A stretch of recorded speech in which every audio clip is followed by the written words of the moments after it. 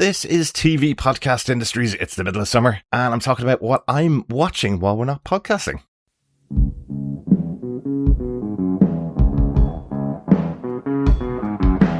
I hear a lot of people saying the blues, but I'm gonna tell you what the blues is. When you ain't got no money, you got the blues. Welcome back, fellow TV watchers. It's been a very, very hot summer in Ireland and very much across lots of Europe. And we're on a bit of a break. Myself and John are off on holidays for 2 weeks. Chris has just finally moved into his new house, so he's setting all that up. And while we're on a break, I thought I'd share some of the shows that we've been watching to give you something to watch while you hide indoors from the shiny hot sun. Because there's been lots and lots of great stuff to watch, stuff that we're not going to be covering on the podcast. But we did want to give you some recommendations of things to watch, as I say, maybe during the late nights, or maybe if you want to get some respite from the heat outside, sit indoors and watch a good TV show while you give yourself a bit of a break from the sunshine. Take care out there. It's been really, really hot all across Europe. So hope you're having a good break, and hope some of you are getting away on holidays as well. And we will be back at the end of July with Spider-Man Brand New Day. But for now, it's just me talking about the things that I've been watching over the last couple of months and couple of weeks, and things that are going on at the moment. First up, I want to talk about Tiptoe. This is the show from Russel T Davis, a really strong, really powerful drama set in Manchester. Russel T Davis, well known as the person who brought back Doctor Who from its days in the wilderness, but also probably most well known for his series Queer as Folk, which was set in the queer district of Manchester, featuring lots and lots of great characters, all in the LGBTQ plus community and what they were going through back in the 90s. Here we see Russel T Davis back here in angry form. He really wants to tell a story about what life is kind of getting like at the moment. Aggression that's going on online between people is now spilling out into the streets and spilling out amongst people. Lots of distrust between different communities of people, and it's something that's becoming very scary. He tells a story about two neighbours, Alan Cumming and David Morrisey, who live next door to each other in Manchester. Alan Cumming just recently split up with his husband, and David Morrisey having problems of his own with his wife and his kids. And as their lives intertwine across the course of the 4 or 5 episodes, things get really, really tense and really, really difficult to watch. It starts out and tells you exactly what's going to happen in the show. So, major trigger warning. That initial moment is what the whole series is leading to, but it's a fantastic, really well written, really well acted show. Highly recommend it if you're looking for some serious drama to watch during the summertime. Tiptoe is a really difficult watch at times, but there's also some fantastic moments. Paul Rees as the aging drag queen Melba has 2 fantastic moments in the show. Well worth watching just for those moments. And well worth pushing through. It's a very strong, very well written show. So highly, highly recommend that. That's available on Channel 4 in the UK and Europe. And I know they've done deals for Australia, and I know it's coming to the US as well pretty soon. But the episodes should be coming over the course of the summer, but highly recommend that one to begin with. After that, I'm a huge Game of Thrones fan, and I know loads of us have seen loads and loads of Game of Thrones, but I want to highly recommend the brand new season of House of the Dragon. Season 3 is out. The first 3 episodes have aired as I'm recording this. First 2 episodes were just absolutely epic. Just brought you back to those times in Game of Thrones when the massive budget was out there on screen. There's huge dragon battles going on between multiple dragons. There's one of the best ocean battle scenes I've seen on TV in the second episode. Absolutely excellent. Really, really good. But if you do want something lighter in the world of Game of Thrones, there is Night of the Seven Kingdoms, which came out earlier on this year with Duncan Egg, played by Peter Claffey and Dexter Saul Ansel. Lots of fun, lots of adventures, really small story set around a tournament with a hedge knight, a lowly knight in the realm, trying to earn his keep by going to a massive tournament. And on the way, he meets young Egg, a mysterious bold child who very precocious, very funny. He wants to be the squire for this hedge knight as he battles his way through the tournament.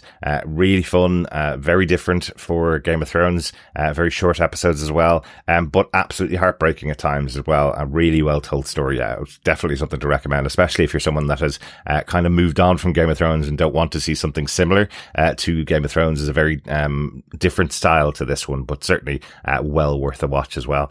Speaking of funny, another comedy show, one of my favourite shows, Hacks, came to an end this year in the final season, season 5. It's a comedy show starring Jean Smart, who you may remember from the show we covered, Watchmen. She is the central character in this, a stand-up comedian who's trying to do everything in this final season to get everybody to her massive show that she's booked out in Madison Square Garden. So it's really good as the plans get more and more complex to get this massive gig sold out for. Fantastic stuff. Hannah Einbinder is the co-star in there, and Megan Statler and Paul W. Downs, other members of the cast. Everybody really gets a good episode in this final season, or great moments in this final season. They really nailed the landing. If you want to know how you end a comedy show that could go on forever, this is definitely the way to do it. It was really, really good. My other major recommendation at the moment, 2 final ones, X-Men 97. It's 4 episodes into the second season of the show. I really enjoyed the first season, but I'm not a massive X-Men fan, so I know this one is definitely one for the X-Men fans. If you enjoyed the cartoon when you watched it as a kid back in the 90s, or if you enjoyed the comic books, this pulls from every era of the X-Men. It pulls from a huge roster of X-Men characters, most of which, or a lot of which, I don't know, I must say. But I'm really enjoying the storytelling in this. It's a really interesting way of telling this series.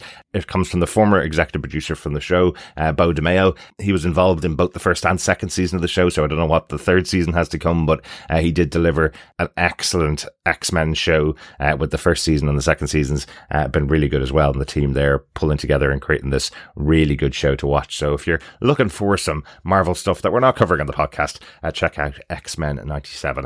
Last one for me is The Vampire Lestat, the third season of the Anne Rice books.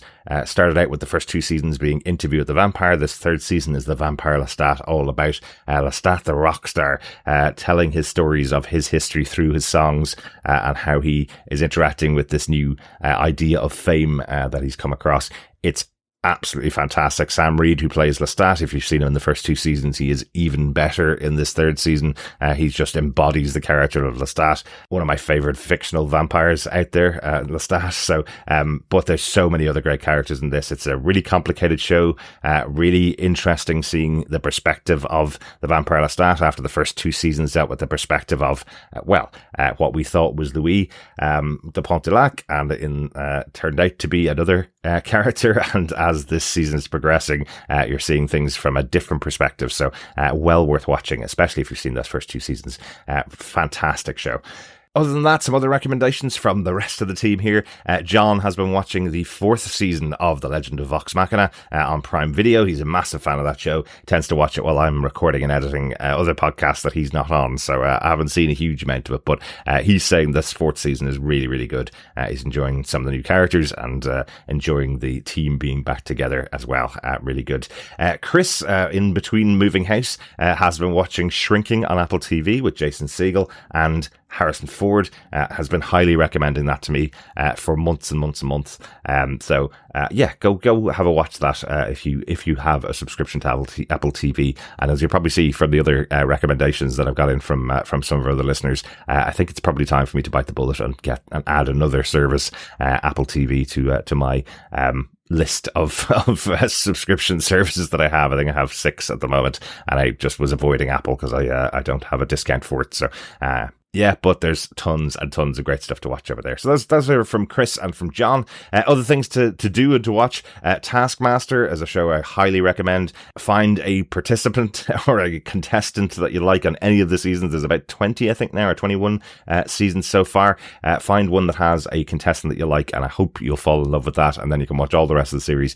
Each season has 5 competitors in it, 5 contestants in it who do tasks to impress the Taskmaster. They're always very silly, always very funny, and the cast list is incredible over the course of the last 20 years. The most recent season had Amy Gledhill, Joanna Page, Joel Dommett, Armando Iannucci and Kamal Nanjiani, who you'll know from things like The Eternals and from his comedy career. Definitely well worth a watch. This season was really, really good fun and really enjoyable to have a big American Hollywood star on board, along with the usual English comedians as well. So I highly recommend that. Something a bit different as well. You can find that over on YouTube if you're not in the UK or Ireland. You can find it on YouTube. Each of the episodes are available there worldwide, as far as I know. And if you're a bit of a gamer, if you fancy playing some video games while you're hiding from the sun, I've been playing Lego Batman. I'm a huge Batman fan. Really enjoy the Lego games. They're always fun. I don't have any kids. It's just for me to play some fun Lego type games. But the new Legend of the Dark Knight on PlayStation 5 is really good fun.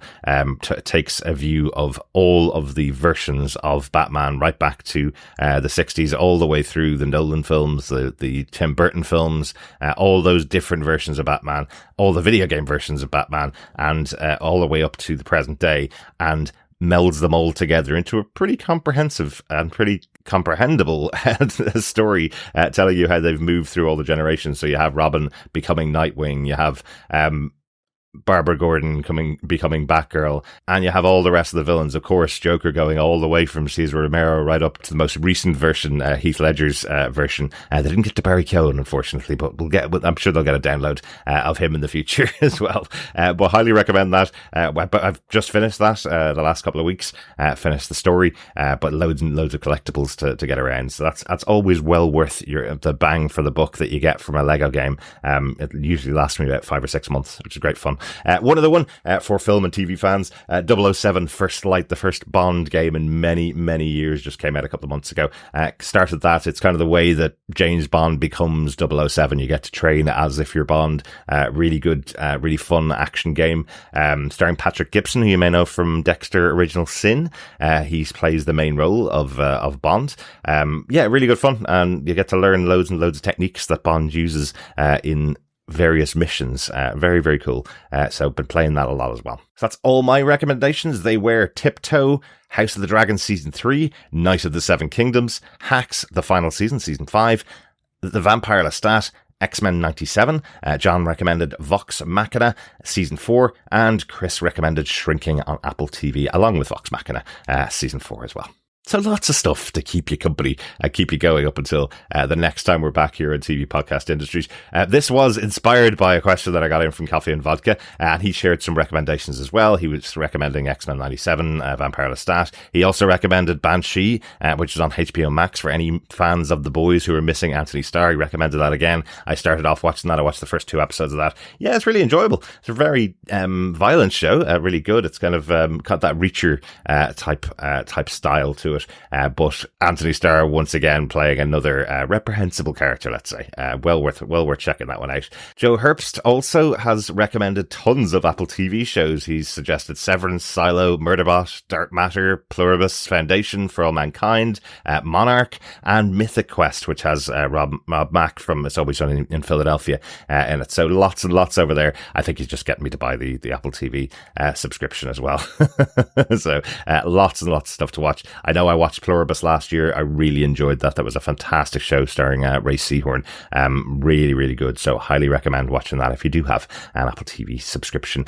Penny Lennox recommends Hacks and The Pit. The Pit is a show that I feel like I would absolutely love, but I can't watch medical dramas. I think as far as I can push it is to Scrubs.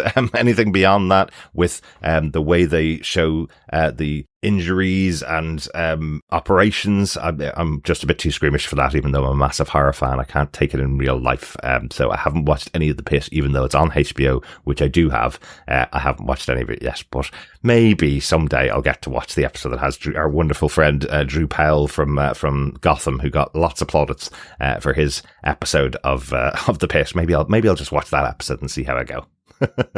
Philip O'Girl also recommends Shrinking, as did Chris, and he says he's starting on the show The Comeback, which is from Lisa Kudrow, who you'd know pretty well from Friends. It's her comedy show, which has 3 seasons, and interestingly, she does 1 per decade. Season 1 was back in 2005, Season 2 in 2014, and Season 3 came out this year in 2026. So look out for Season 4, I guess, in 2037, maybe. And tell us what you think, Felipe. If you have any shows that you want to recommend to our listeners, or or to us, you can email us to feedback@tvpodcastindustries.com. We'd love to hear from you. Thanks so much for listening to us throughout the first half of 2026. We've got lots and lots of stuff coming up for the rest of the year this year.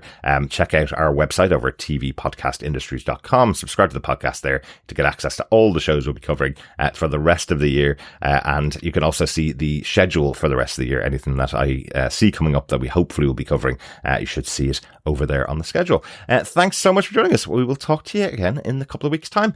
Enjoy the break from us. We're going to have a great time in the sunshine on our holidays as well. And we will speak to you when we get back. But until then, keep hydrated, keep wearing sunscreen, and keep eating ice cream. Bye now.